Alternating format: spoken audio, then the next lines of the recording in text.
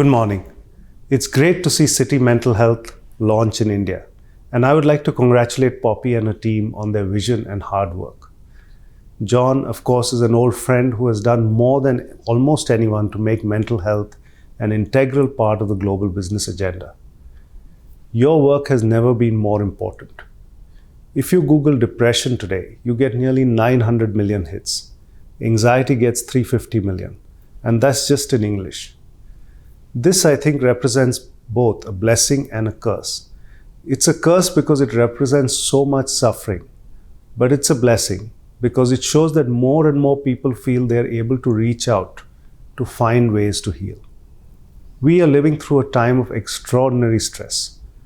COVID has not only imposed its own pressures, but for many, it also comes with the hammer train of other stresses: financial and job insecurity, confinement, isolation. And many of our call center and branch staff, and we have 24,000 service center staff in India alone, have become lightning rods for the frustrations of our customers, adding to their burdens. We believe that a physically and mentally healthy workforce is key to our future success. So we are pursuing a three-pronged strategy. We are trying to reduce the causes that trigger or exacerbate mental health issues. We are trying to raise awareness and remove the stigma of mental health problems. And we are trying to ensure that there is support, internal and external, for those who need it. Life is stressful, and life in the financial services industry is inherently stressful. But we have a duty to minimize the issues that can trigger or exacerbate mental health episodes. In part, this involves tackling issues that arbitrarily undermine self-worth. From big things like racism and religious or gender discrimination, to everyday irritants like disrespect, late meetings, and IT problems. It involves creating workplaces that are inclusive and supportive, where the value of each individual is recognized and celebrated, where bullying and harassment have no space. But it also needs to go beyond the workplace to look at work-life balance. This has been particularly topical during COVID, when days have got longer and longer, as people working from home have struggled to set boundaries between work time and personal time. And the longer hours don't necessarily mean more work gets done. Just last month, another report showed how productivity drops off as teams work more and more hours. There are also practical measures we are encouraging. It's estimated an average office worker sits for 9 hours a day. Research has shown that if you can cut the time spent sitting by an hour, it reduces the symptoms of depression by 10% and of anxiety by 15%. Even in an ideal, stress-free, trigger-free world, you are never going to prevent mental health problems entirely. But if you can help people to recognize them and tear down the barriers to seeking support or treatment, you can go a long way to minimizing their impact on people and on the bottom line. So the second leg of our program is to reduce the stigma of suffering from mental health issues, or talking about them. This is particularly important in countries like India, where the stigma is still strong and the impact of admitting to suffering from mental illness can go well beyond one's personal standing. The stigma has only been allowed to remain strong because of a culture of silence, which makes no sense when you remember that 1 in 4 people experience mental health issues every year.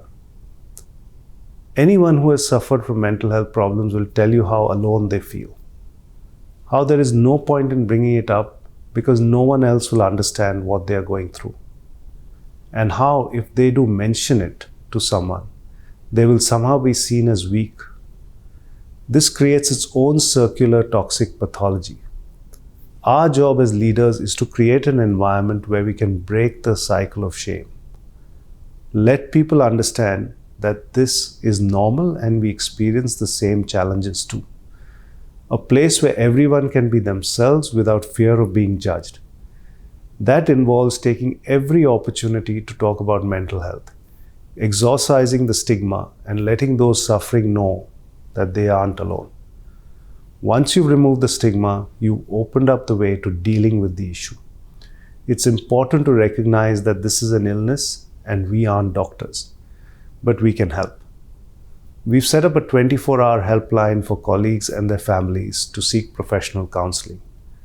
We run mandatory and voluntary training programs to help people recognize when their fellow workers could be struggling.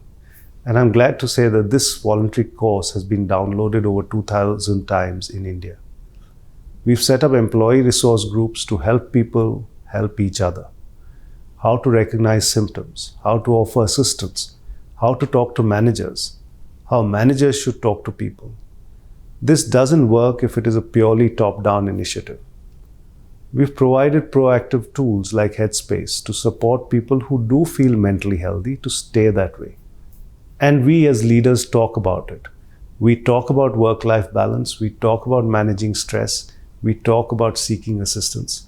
We talk about it so others don't have to suffer in silence. At HSBC, we actively track the mental health of our colleagues. We think it is an important indicator of our performance as leaders. And the data shows that these measures work. In our latest survey of our employees conducted in June, in the middle of COVID, 80% rated their mental health as positive. And we are finding that by addressing mental health, we are not only helping those who have mental health issues, but we are also strengthening the business by building trust. That is the glue that holds successful organizations together. One final thought before I go.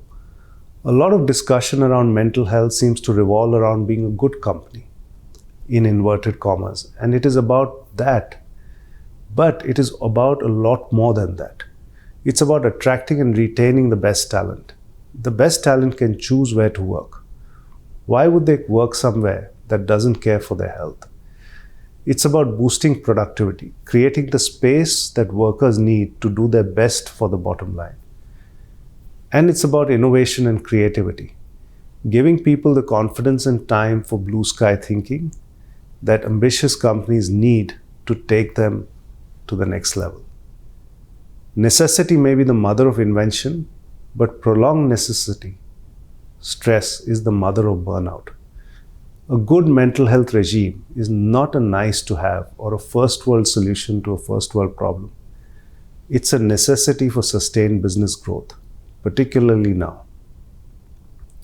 HSBC has won new business during the pandemic because we have been able to stay open, and our mental health program, a lot of it started by John long before the pandemic, has been integral to building the resilience that allowed us to do that. Thank you for your time, and let me wish the City Mental Health Alliance all the very best as you expand in India. Thank you.